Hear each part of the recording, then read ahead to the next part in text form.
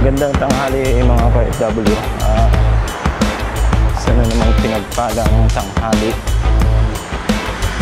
mga ka-FW. Naglalakad tayo dito sa train station.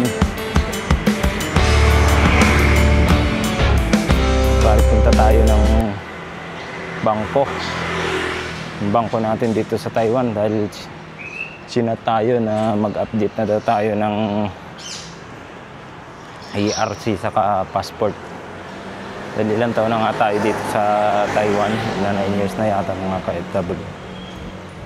Matagal na yung unang-una pang ERC natin yung nandun sa kanila. Saka yung passport natin. So, kailangan daw na i-update. Sinadya ko ngayon gawa ng day off naman. Init ngayon dito sa Taiwan mga ka-FW. Maglakad lang tayo, malapit lang naman to sa may train station. Halang mainit.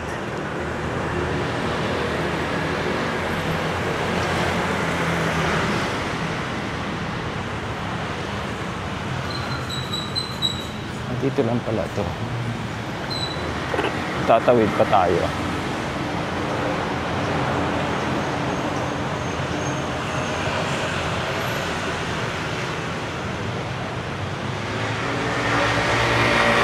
Pwede na dito.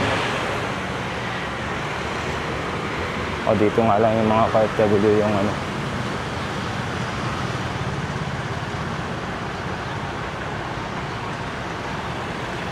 Apam. May apam tayo nakasalubong mga ka-FW. O dito nga lang yung ano natin, bangko. Malapit lang.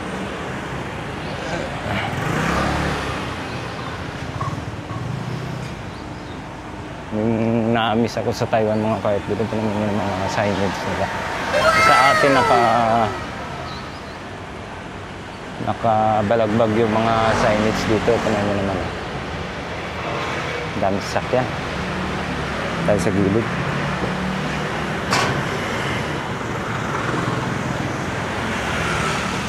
Ako nauuhaw na. Wala akong makitang ano dito. Milk tea.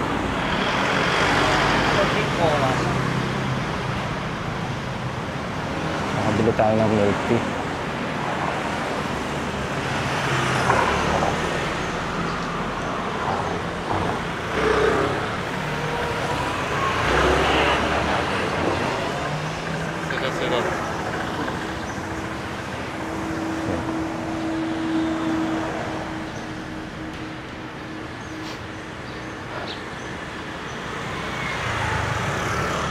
Hilo na ako.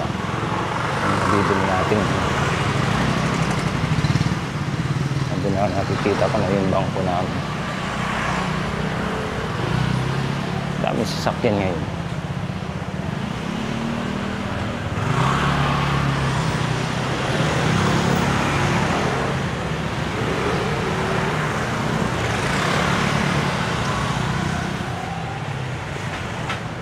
Si ate. Ito may milk teahan dito eh.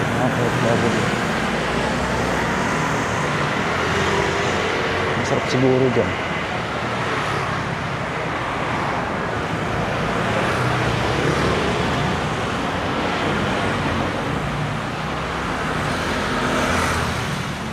Yung bangko natin yata.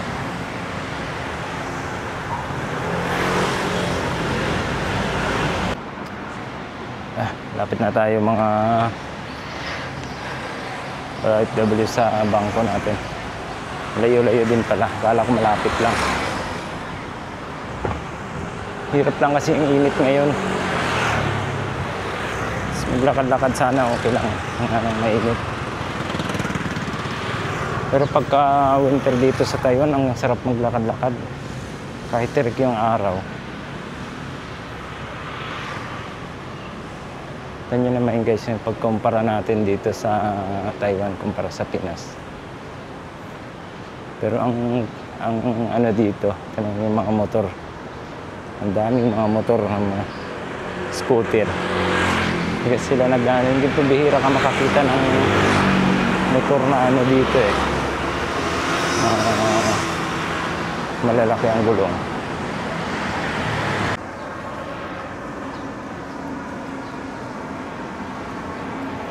Ay, natapos na rin tayo mga ka-OFW mag-update ng requirements natin dun sa bangko. Init. Parang gusto ko na lang dun standby. Ganap po na tayo ng maiinom. Meron kasi akong ulam dun na binili kanina sa kapwa ko ng OFW, kaya ate. Kabayan. Yun na lang ulamin ko, kuha na lang ako ng pentang doon sa door mamaya.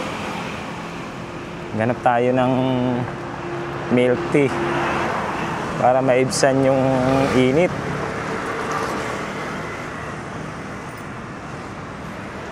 Pag di ka nagpayong ganito, sigurado sunog.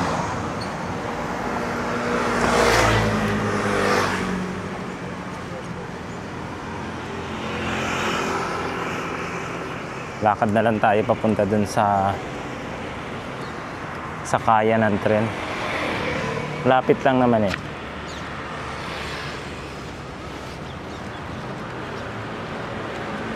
Nabutin ako ng alauna. Mag-alauna na yata eh. Mahirap kasi nito pagka dating ng sahod. At di makapag-withdraw gawa nung hinold nila yung mga ATM namin.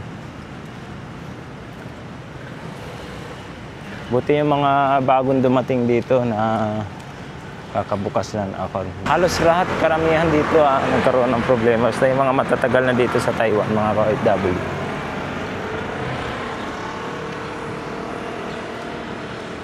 Saan kaya tayo pwedeng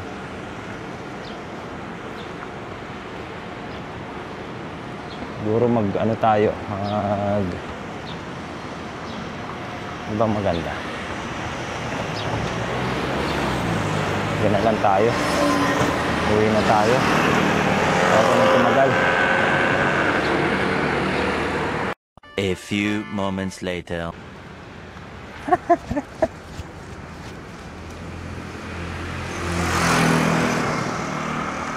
Init na dito na ulit tayo sa train station mga ka-OFW. Init. Ayaw ko pag sobrang init, maglabas-labas. Mas masarap pa matulog sa dormitory. Kailangan natin yung sikasuhin yung ano natin. Hindi tayo makasahod sa A8. Tayo, tingnan natin dito. Ano ba meron dito?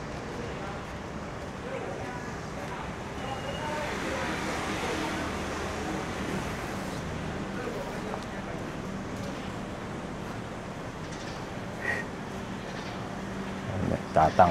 Nagpapayong yun. Wala ng araw. Ano pala ito? Bilihan ng mga Thailand grocery, mga ka-OFW. So, akit na tayo dito mga ka-OFW.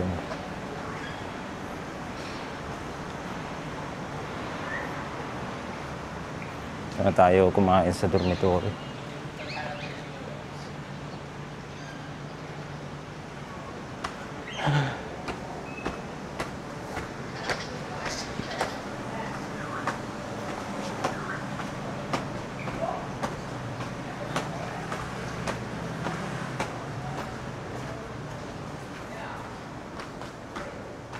Tayo na tayo ng tren.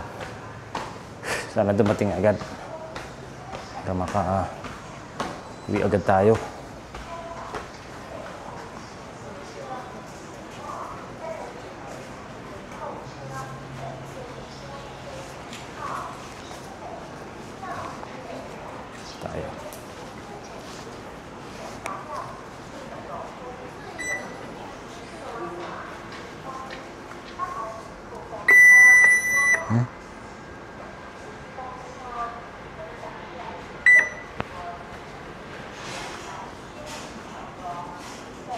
Ba't nag-error yung mga ka-OFW? Nandito tayo nga sa Chupe train station. Dito kami dati sumasakay nung nandito pa kami sa dati naming dormitory.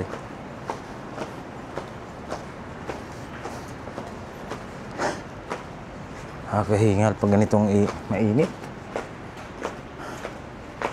Antayin tayo ng tren. Okay.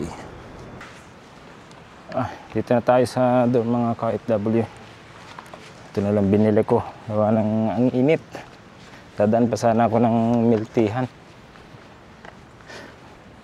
Tirik na tirik yung araw ngayon. Alas 2 na.